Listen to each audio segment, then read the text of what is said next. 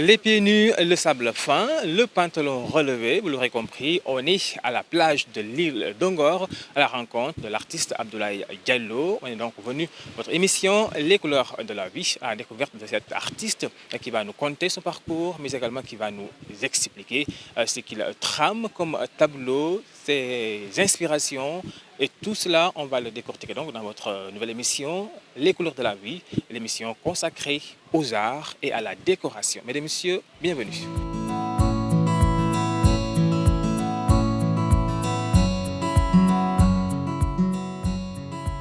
Bonjour, monsieur Diallo.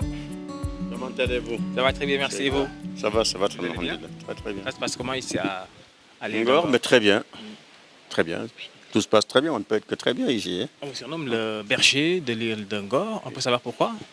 Mais le berger de l'île d'Ongor, parce que tout simplement, je suis un né Diallo, donc Paul d'origine. Et il se trouve que je suis aussi le président de l'association des amis de l'île d'Ongor, donc Maïsam Ilbi. Donc les deux vont ensemble. Qui Sam Ilbi, le Paris Saint Diallo, donc voilà, qui devient peintre un jour. Naturellement, c'est le berger Bouissam. Absolument. Voilà.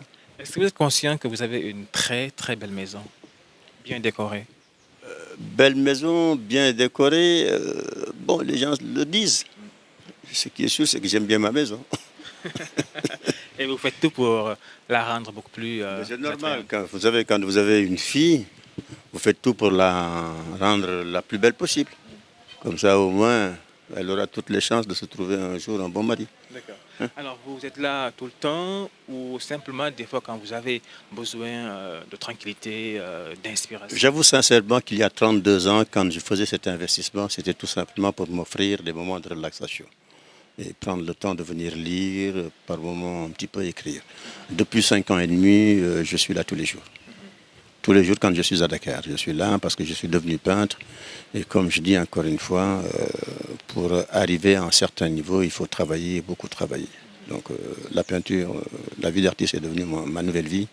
J'y consacre réellement le maximum d'heures possible. Vous êtes artiste peintre, vous êtes artiste dans l'âme, comme on dit. Alors, comment est-ce que vous vous définissez? Artiste peintre, artiste dans l'âme, je ne sais pas si je suis artiste. Je suis artiste peut-être pour vous aujourd'hui. Vous savez, quand je retourne chez moi et que je m'en vais voir le boutiquier du coin, je ne suis que le consommateur de pain. Chez le boucher du coin, je suis tout simplement celui qui vient acheter sa tranche de steak. Mais voilà, je suis pour les amis un ami, pour mes enfants un père et pour mes petits-enfants un grand-père. Voilà. Mais j'avoue sincèrement que depuis quelque temps, nombreux sont ceux qui pensent que je suis un artiste peintre. J'ai tout fait pour. Depuis 5 ans et demi, j'évolue. C'est devenu ma nouvelle passion. Je veux devenir peintre. Si vous dites maintenant que je le suis, d'accord, merci beaucoup. On va rentrer, on peut admirer les beaux tableaux. Alors, aujourd'hui, la peinture, si vous devriez, disons, la définir, ce serait quoi? Un moyen pour mieux vivre sa liberté et assumer une responsabilité. Vous savez, les philosophes indiens disent que l'homme peut subir 3 formes d'orientation. Il y a l'homme qui subit l'orientation du regard, ce qui l'amène à l'observation des choses. Et quand on sait observer, on est un bon chimiste, on est un bon mathématicien, on est un bon ingénieur. Il y a ceux qui ont l'esprit orienté, c'est comme vous les journalistes, vous pouvez aller jusqu'à la contemplation des choses, ce qui vous donne donc un certain nombre de privilèges par rapport à l'autre. Et il y a les âmes orientées. Les âmes orientées sont ceux qui sont linkés au divin et au beau. Le divin est forcément beau. Peu importe la croyance, peu importe de quel bord est-ce que l'on se situe, qu'on soit athée ou croyant, nul ne peut douter de la beauté de la nature.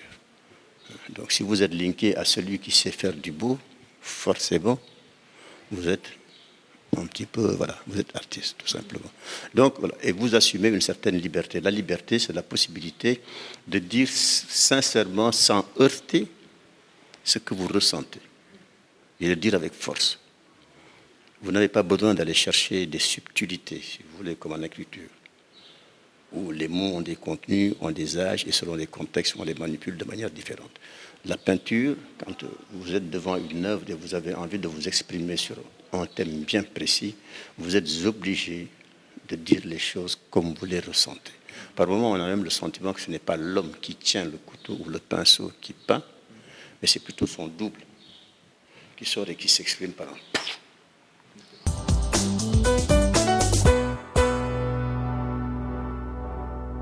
Justement, quels sont les thèmes sur lesquels vous surfez C'est un petit peu toute ma vie.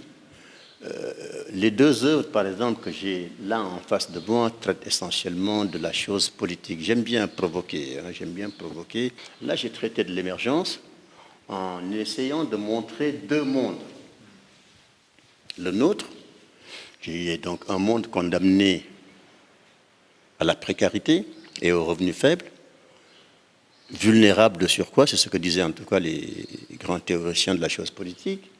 Et l'autre monde, vous voyez la ville de Chicago, très riche, et qui s'enrichissait au fur et à mesure que les frontières s'ouvraient. Aujourd'hui, il y a quelque chose qui nous link. Ces deux mondes sont tous deux devenus vulnérables du fait de deux choses sur lesquelles tout le monde est d'accord, le terrorisme et les problèmes environnementaux que le système international mondial ne sait pas maîtriser.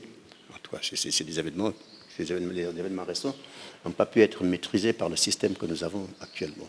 Donc j'ai voulu traiter un petit peu de ces deux mondes-là pour dire à ceux qui sont là et qui aspirent un petit peu à la qualité de vie que nous avons, et à ceux qui sont à ce niveau, qui, eux, aspirent au confort des autres.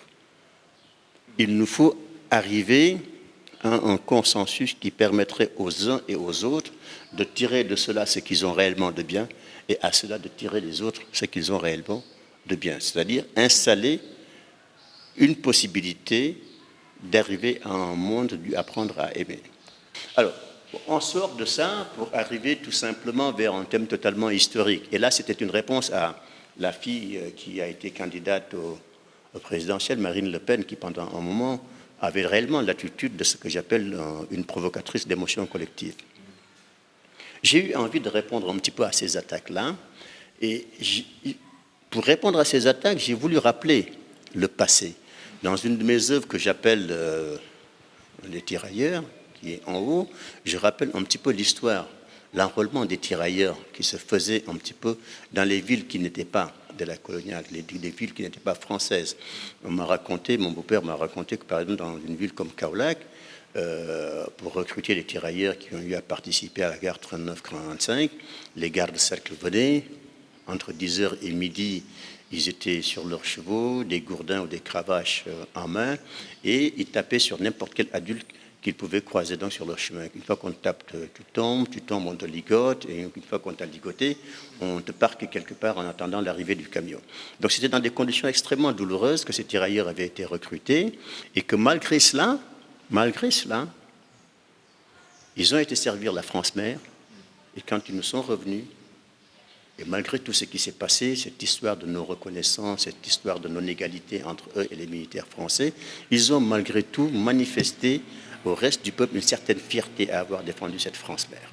Donc il faut tout simplement que les politiques, s'ils pouvaient y arriver, je n'y crois plus, se posent un petit peu et se disent qu'il faut cesser. Il faut cesser tout simplement de jouer au jeu qu'ils jouent pour réellement essayer de maîtriser un petit peu les différents événements qui se passent dans ce monde-là. Et ainsi amener le peuple à vivre. C'est ça aussi le rôle de l'artiste, disons, être engagé. Vous savez, l'artiste, j'ai l'habitude de dire que l'artiste peintre est le seul à qui on attribue ce nom, ce nom de Dieu, entre guillemets, qui s'appelle le Créateur. Dieu seul mérite le nom de Créateur. Dieu seul est créateur. On ne dira pas de l'architecte, du politique, de l'ingénieur, de l'enseignant qu'il est créateur, on le dit de l'artiste peintre.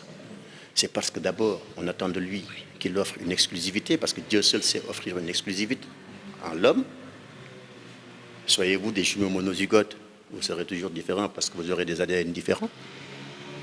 La traçabilité au bout de 50 millions d'années sous terre, il suffirait qu'on vous prenne en bout une fêlure de votre dent ou de mon ongle pour faire votre traçabilité et dire que vous êtes monsieur un tel de tel pays, etc. Une œuvre d'art, c'est une pièce exclusive qui a son ADN, qui offre donc cette traçabilité-là. Mais en plus de ceci, je dis, l'artiste, c'est qui? L'artiste, c'est le bon ouvrier. L'artiste, c'est le penseur, parce qu'une œuvre d'art qui ne raconte pas, qui n'enseigne pas ou qui ne renseigne pas n'est pas une œuvre d'art. C'est un objet de déco. Il faut être alchimiste. Mais il faut aussi être un bon vendeur. C'est un métier qui englobe un métier. C'est réellement un métier de très grande noblesse. C'est la raison pour laquelle je dis tout le temps à ceux qui m'interviewent, est-ce que je suis encore artiste? Je n'en sais absolument rien. Je voudrais l'être. Justement, parlant de vente, quelle est la position d'Abdoulaye Diallo sur le plan international? Je dis, valeur dit mon koy jox boppam. Moi, je ne crois pas à ces histoires du genre, celui-là, il vaut ceci, celui-là, il vaut cela. Chacun sait la somme d'efforts, le temps qu'il donne à son œuvre. Maintenant, c'est l'autre regard qui viendra apprécier. Quand je fais quelque chose, est-ce que c'est beau, est-ce que c'est pas beau, je n'en sais absolument rien. Je l'aime, je l'accroche. Et tant que l'œuvre restera à côté de moi, elle peut à tout moment subir un petit peu les effets de mon corps. Quand je traite d'un thème, je vais dans un sens, je sais que je mets tant de temps, etc. Maintenant, si je voulais tout simplement être sur Terre et dire que je vais calculer en termes de temps comme on sait faire en tant qu'ingénieur, je dirais que bon, quand je mets 3 mois sur une œuvre, en tant ingénieur, parce que je suis ingénieur avant d'être peintre, en tant ingénieur, c'est tant. Je sais faire mes petits calculs pour dire que telle œuvre m'a consommé tant de produits. Je sais. Donc, si c'était calculer un prix comme on calcule tous les prix, les structurer, en faire une ossature et dire que bon, cette œuvre-là, en prix de revient c'est tant, je dis oui. Mais il y a une chose qui n'a pas de prix, c'est l'inspiration. J'ai énormément de respect pour mon pays, j'aime bien mon pays, mais le Sénégal n'est plus mon marché. Vous savez, une œuvre d'art, c'est pas quelque chose qu'on accroche sur le mur, quelque part. Comme on dit, c'est une valeur refuge. Sinon, comment comprendriez-vous qu'on puisse vendre une œuvre d'art à 100 millions de dollars? Le 18 mai dernier à New York, on a vendu une œuvre de Basquiat en 10 minutes. En 10 minutes, à 110,5 millions de dollars. Ça fait 60 milliards de francs CFA. Quel est le mur au monde qui peut recevoir 60 milliards de francs CFA? C'est dire tout simplement qu'une œuvre d'art, ce n'est plus ça. C'est une valeur refuge. Ce sont des placements que les gens font. Nos gouvernants gagneraient justement à aider les artistes à aller dans ce sens-là. Ainsi, ces artistes-là, aujourd'hui, ces artistes sénégalais, pourraient faire rentrer des dizaines et des dizaines, autant en tout cas que tous les immigrés établis actuellement à l'extérieur. Vous allez au Nigeria, depuis quelque temps, les artistes tournent autour d'1,8 milliard par œuvre. En Éthiopie, une jeune Éthiopienne de 39 ans a vendu à 4,5 millions de dollars. Vous ne trouverez sur le marché sénégalais, quand on vous propose 5 millions, on pense vous avoir donné une fortune colossale. Ce n'est pas acceptable. Je suis du camp présidentiel. J'aime bien le président, mais je ne partage pas le point de vue de ceux qui ont la responsabilité de la culture et qui fixent le prix du chef de l'État à 5 millions de francs CFA. Je dis non. Ça ne nous honore pas. Est-ce que souvent les artistes également jouent ce rôle de conseiller auprès du chef de l'État pour... Je ne sais pas. Ça n'a jamais été une préoccupation chez moi. Je sais qu'il est entouré d'hommes de culture, de grandes valeurs. Et je suis d'or qu'ils doivent forcément, ils doivent lui donner de très très bons conseils. Son premier conseil, c'est d'abord son ministre. Alors, vos tableaux, ils sont colossaux, ils sont majestueux. Alors, c'est un choix de faire... Depuis quelques années, depuis 2 ans exactement, je me suis mis dans la grande toile. Parce que, je ne sais pas pourquoi d'ailleurs, hein, je ne sais pas pourquoi. Bon, je me sens un petit peu plus à l'aise dans les grandes œuvres depuis 2 ans que dans les petites. Mais non, bon, pour ne pas rester sans rien faire, chaque fois que j'ai une grande toile par terre, j'en ai 2 autres à côté. Et donc, pour respecter un petit peu les temps de séchage. Donc, entre un moment de séchage et un coup de crayon sur l'autre, là, ça m'occupe un petit peu. J'aime bien m'occuper. Hein, en dehors de cela, je vais peut-être prendre un livre pour lire ou éventuellement écrire. Mais les grandes toiles sont là depuis, en tout cas, la fin de 2015. Pourquoi je n'en sais absolument rien? Quand est-ce que je les quitterai? Je n'en sais absolument rien. Pour l'instant, je suis là-dedans, je resterai là-dedans jusqu'au moment où le génie de l'île d'Ungor me poussera à retourner. Quand vous vous réveillez le matin entouré de ces tableaux, quel est le sentiment qui vous anime? en regardant tous ces tableaux bien. Ouais, je me dis tout simplement que c'est bien. Ben voilà, j'ai beaucoup travaillé. Je ne regrette pas d'avoir vécu Je pendant. suis un génie, quoi. Non, pas un génie. Les génies, ils occupent les 4 îles de Dakar. Vous avez un génie à Gorée, un génie sur les îles de la Madeleine, un génie ici. J'ai compris votre question. Non, je suis loin d'être un génie. Un génie, on le découvre très tôt. C'est pas une fois qu'il est presque sur le point de quitter cette terre-là qu'on va dire que c'est un génie. Non, je suis très volontariste. Et il y a 2 choses que ma religion m'a très fortement enseignées, c'est la force de l'intention et la volonté. Je suis ingénieur, c'est clair. Et j'ai eu aussi un ami professeur qui me disait un jour qu'Abdoulaye, dans la vie, si vous voulez réellement performer, apprenez à tout faire avec sérieux et rigueur sans jamais vous prendre au sérieux. C'est par le jeu qu'on fait de belles choses. Le jour où vous quitterez le jeu pour penser que vous êtes un génie ou vous êtes une lumière, mais croyez-moi que vous ferez de la crotte. Quel est l'endroit où vous vous plaisez le plus dans cette maison? Ça dépend de la toile que j'ai par terre. Si c'est une petite toile, je me plais bien dans mon atelier, sur ma petite table. Quand j'ai une grande toile, je suis bien ici. Généralement, je suis là où il y a ma toile. Elle est devenue ma nouvelle maîtresse. Et une nouvelle maîtresse, tu sais, on la soigne, hein? On ne la quitte pas, on ne la lâche pas. Hein? On est tout le temps à côté d'elle pour lui offrir des câlins et des caresses. Voilà. Donc, aujourd'hui, je suis bien ici parce qu'en fait, j'ai cette toile-là qui va traiter de quelle humanité? Pas d'une nouvelle humanité. De quelle humanité? Parce que j'ai vu que nos grands penseurs pour la prochaine biennale ont déjà retenu le thème du in. Une nouvelle humanité. Pourquoi la une? J'en sais absolument rien. Alors, comme je suis moi tout le temps dans un ni in ni off, je vais traiter de quelle humanité? Parce que l'humanité, nos prédécesseurs en ont déjà parlé. Hein? Vous prenez les arts rupestres, les peintres de l'époque racontaient un monde d'hommes et d'animaux qui générait une humanité partout semblable, mais dans sa volonté de survivre et de conjurer l'hostilité. Ils n'y ont malheureusement pas. Ils n'ont pas réussi à se faire entendre et à se faire comprendre. Donc si aujourd'hui on nous invite de traiter d'une humanité dans sa volonté d'aller vers la recherche de la paix, je dis oui. Si on nous demande de traiter d'une humanité dans sa volonté d'aller vers un partage du savoir, je dis oui. Si on nous demande de réfléchir sur une humanité dans sa volonté d'aller vers l'interpellation de ceux qui ont fait ce système international qui n'est plus adapté aux besoins du monde actuel, aux besoins des peuples, aux besoins des nouveaux États, je dis oui, en tant qu'artiste, nous pouvons donner nos points de vue. Mais le sujet est assez flou et assez large. Une nouvelle humanité. Alors, vous êtes dans l'émission Les couleurs de la vie. Alors vous, est-ce que vous avez des couleurs, disons, de choix pour vos tableaux, ou vous aimez toutes les couleurs? Je suis tout couleur, donc j'aime toutes les couleurs. Non, mais vous savez, en réalité, la couleur, c'est comme l'inspiration. Vous savez, quand vous vous levez le matin, vous avez un ciel clair, mais pas forcément lumineux. Le Créateur en a décidé ainsi, en 7 juin, à 8 heures ou à 10 heures. Demain, au même moment, à 10 heures, vous verrez un ciel d'un autre genre. Le soir, vous le verrez s'obscurcir.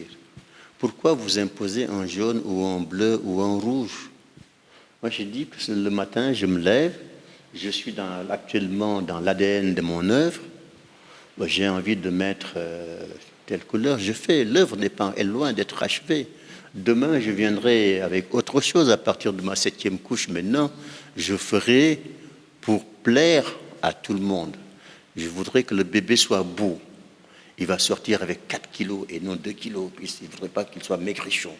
Donc, pour que ce bébé puisse sortir avec 3,7 kg, 4 kilos et qu'on dise « Ah, quel beau bébé !» Voilà, à partir de ce moment, je commencerai à réfléchir sur l'harmonie des couleurs et des proportions. Mais pour l'instant, je me réveille, je suis dans mon rose, je mets mon rouge, je suis dans mon bleu, je mettrai mon bleu. La réflexion, c'est au jour le jour. Écoutez, oui, par pure fantaisie, il y en a qui effectivement se mettent tout le temps en blanc, c'est leur choix, je respecte. Mais aujourd'hui, vous avez une nouvelle copine qui aime bien votre chemise bleue rayée. Bon, voilà, demain ou dans 3 jours, vous essayerez de la draguer avec une chemise un petit peu plus jaune pâle et puis une chemise blanche et une autre cravate. Vous dites, mais qui m'en c'est. Mais bon, les couleurs, bon. Maintenant, c'est clair qu'on a une sensibilité qui ira plus vers tel type de couleur que tel autre. Je vois par exemple ces grands spécialistes qui portent tout le temps comme d'ornonnade dans les expos, qui regardent les œuvres et qui se mettent à compter le nombre de bleus, le nombre de jaunes et le nombre de rouges, ou à la limite qui restent dans des choses totalement classiques. Les gens, mais ces couleurs sont très sombres, qu'est-ce qui s'est passé? Ces couleurs sont très claires, mais qu'est-ce qui s'est passé? Ils n'ont rien compris. Ils n'ont rien compris. Ces couleurs sont très sombres, mais elles sont lumineuses, tout simplement. Elles sont lumineuses. Sans ces couleurs, cette toile n'a pas de sens. Et vous prenez juste en face de vous, vous avez d'autres couleurs totalement opposées à celles-là. Je ne fais pas la différence entre ces deux types de couleurs, parce que ce que je cherchais, c'est la luminosité. C'est voir la chose et dire « Waouh !» Dans les deux cas, on a en fait cette réaction. « Waouh ! C'est magnifique !» Oh, non. Ceux qui savent, ils vont dire, ah, c'est quand même très sombre. Ils devaient être dans une situation assez particulière, ils devaient être tristes ce jour-là. C'est leur lecture, mais c'est leur problème, ça ne m'engage pas. Non, je n'ai pas de couleur particulière. D'accord. Mais bon, je vais dans tous les sens. Et en fonction des moments, en fonction des circonstances, en fonction du thème que je peux traiter, je vais dans tel ou tel autre sens. Vous comprendrez, par exemple, que je ne pouvais pas traiter, par exemple, de Nelson Mandela en mettant des couleurs pastel partout, c'est pas possible. Sa vie, pendant plus de 27 ans, a été très fortement pénible. Alors, j'ai traité en empruntant des teintes qui correspondraient un petit peu à cela, tout en offrant une certaine sérénité à l'œuvre. Parce qu'en fait, ce n'étaient pas les couleurs qui devaient faire l'œuvre. Ici, je voulais traiter de l'homme par le chiffre. Donc c'était plus le chiffre qui m'intéressait que les couleurs. Mais bon, on est obligé quand même, quand on a un thème bien précis, de faire attention à ce que les normes internationales disent de telle ou telle autre chose. Merci. Merci beaucoup. Ce fut un plaisir de vous rencontrer. Merci infiniment. Merci beaucoup. Ça fait du bien d'avoir tout le temps la mer quand on lève les yeux. Vous savez, il y en a qui se sentent bien quand ils sont dans des forêts, quand ils sont dans des champs, quand ils sont... C'est-à-dire, moi je me sens bien quand je suis entouré par cette infinité-là, qu'on appelle l'océan, et qui des fois m'offre des murmures assez particuliers. Quand vous vous amusez à compter le nombre de vagues qui arrivent ici, quand vous vous amusez tout le matin, pour ceux qui ont la chance d'être là à 5 heures du matin, à 6 heures du matin, d'écouter ces murmures, pour essayer de les décoder, essayer de comprendre, c'est quelque chose de fabuleux. Quand vous n'entendez plus de bruit de moteur, mais plutôt que le chant de l'espace après le crépuscule, vous vous dites qu'il y a quand même des voix qui sont beaucoup plus douces, beaucoup plus enivrantes que les voix que nous avons l'habitude d'entendre chez l'homme. Mais ça, il faut vivre l'île, il faut vivre dans l'océan, pas autre chose. C'est clair que c'est un bonheur immense. Bon, maintenant, mais moi, comme moi, je dis bien, c'est bien. Merci beaucoup. Merci, c'est plus loin. Les couleurs de la vie, c'est fini pour aujourd'hui. Nous étions à l'île d'Ongor, à la rencontre d'Abdoulaye Diallo, surnommé le berger de l'île d'Ongor. Prochain numéro, ce sera dans 15 jours. Pour le moment, retour à la terre ferme.